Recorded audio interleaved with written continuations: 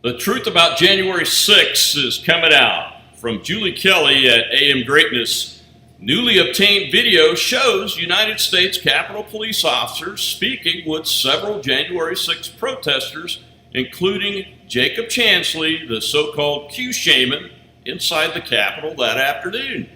One officer, identified in the video and confirmed by charging documents as Officer Keith Robichaud, appears to tell Chansley's groups they won't stop them from entering the building. Quote, "We're not against.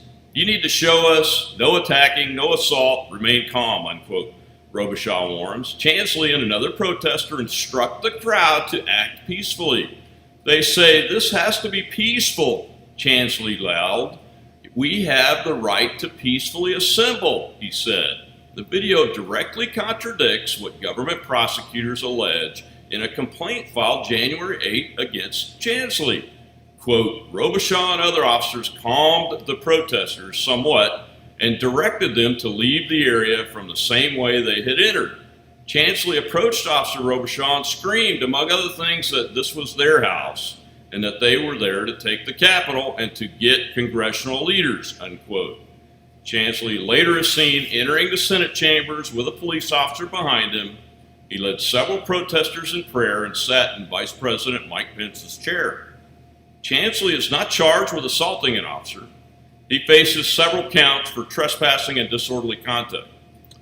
He has been incarcerated since January, denied bail, awaiting trial. He has no criminal record, like hundreds of others being held as political prisoners without bail.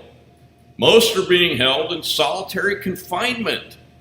This episode will be a stain on American history, not for the disagreements that led to January 6th, but for the killing of a military veteran peaceful protester and the clearly inhumane treatment of Americans who were exercising their First Amendment rights, and mostly peacefully.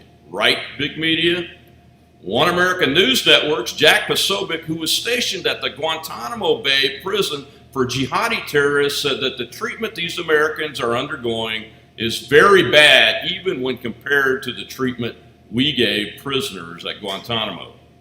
Where are the Republican elected leaders screaming about this?